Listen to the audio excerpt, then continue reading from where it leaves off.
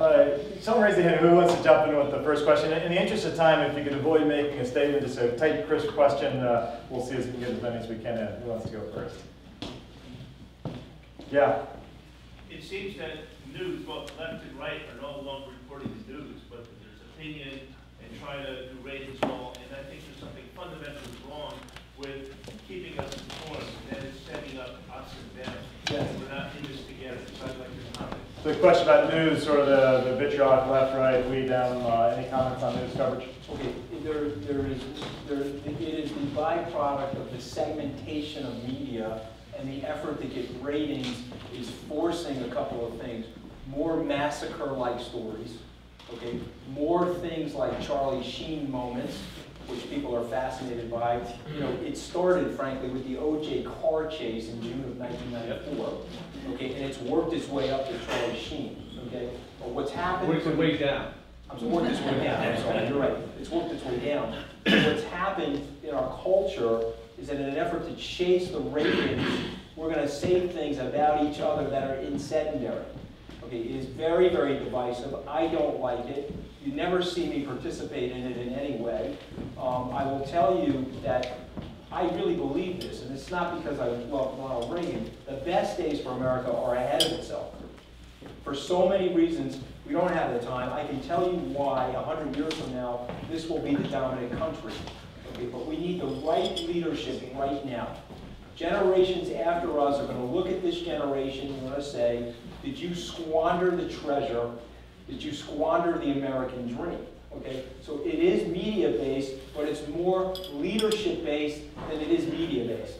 Okay, our leaders don't like telling you the truth. Excuse me, I've overpromised your benefits, and I'm under-taxing you. Okay, to the point where we're going to create a $25 trillion federal budget deficit. Okay, that's really where the problem is. Okay, so you're not going to get what we would like is more centrism in the media, because centrism doesn't sell. Okay, there's complacency in our country for centrism. Another question. By the way, a quick PS on that. This squandering stuck with me. That's sort of very much of a Christian motif of being stewards of that which we were given. In fact, there's in rabbinical stories, the first question you're asked as a good Jew when you get to heaven is, what did you do with that which I gave you? What did you do with that which I gave you?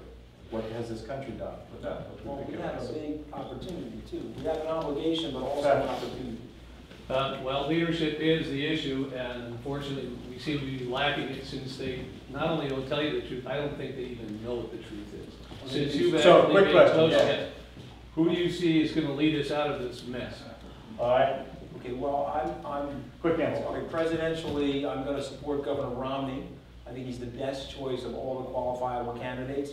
I think the current president, I like him as a human being. I've known him for 25 years. And I'll open up to you. I've been a registered Republican my whole life, but I'm a centrist. I voted for President Obama, and I supported him. Okay, but I think he's been very, very disappointing. He's been very light on leadership. He's a great constitutional law professor. But this job requires guts. And this job requires a principle-based understanding of how the world works. You have to knock out bullies in that job. Okay, and that job is 35% bully pulpit and symbolism. Okay, you think about Reagan, you think Gaddafi and these guys be doing that when Reagan was around? They brought the hostages back when he came in. Okay, he dropped a couple of bombs on Gaddafi, didn't he? Next question. Anthony, talk about, you gave a very, very interesting discussion of how you sort of came to faith or adopted it in a more adult way later. How do you put faith and work together? Do you see work as related to faith, like as David put the journal and the Bible together? How do you put those two things together? So just to recap, if you didn't hear, how do you put faith and work together? How do you integrate in sort of this model of the two Bibles together? How do you do that in a practical sense? But it's what David's saying about like what you're given, right? You know, for whatever reason, I've been blessed with a little bit of an understanding of business. I've also been blessed with an ability to stay there and take the heat. You know, Skybridge was almost no bridge or blown up bridge in 2009. That's the truth. I'd like to tell you that it wasn't, but it almost was. And so for me, if I've been blessed with this ability and I can make some money as a result of it, I'll end up giving it back. Like I tell my kids, you know, we're going to hopefully have enough money for ourselves, and we'll do enough philanthropic and fun things with the money for others. But it all makes sense. Let me take so, Charles' as it relates to God, I think your work and your labor, it's in the Bible about your labor, you got gotta get in there and dig in, just try to do the right thing, that's all. I'm not doing the right thing every day, and if you read my book, I hope you won't find it sanctimonious. I call myself out for greed, envy, personality defects all day. But I'm saying, you gotta get up and try to do the right thing. You said, how do you avoid being the next someone? Good habits. Gotta get up and try to do the right thing. And don't worry about 10 days from now. What am I gonna do today to get me through today that's the right thing? And then I'll worry about tomorrow and do that again. You do that enough, you're tight with God, your work is justifiable progress for yourself and your family, and hopefully there's charity somewhere in your life. And I want to put words in your mouth. Does that make sense, Charlie? Do you find that, say, going to Mass and the sacraments and things like that, are those sort of symbols and signs that remind you? Because it's easy to say, do the right thing. Well, how do we do it when sometimes it's a tough world? Bless me, Father, for I've sinned. It's been 2 years since I've been to Mass. Is that bad? Or just make it. And you know why? Other than funerals and things like that. Right. Okay? And so I haven't gone to Mass, and I need to return back to Mass. But it's been 2 years.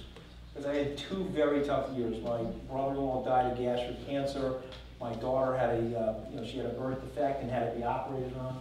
And it's not because I lost my faith in God. It's just I became so overwhelmed by what was going on in my life, and then the financial crisis, that I, always had an excuse not to go to church. So I'm not going to Mass as much as I should, and I need to get back to Mass. Okay. And if you're Catholic, like it or not, you have to forgive the priests. You have to, no matter how angry it makes you, you have to do that. Okay, that's the biggest thing. The biggest challenge in life is to forgive people.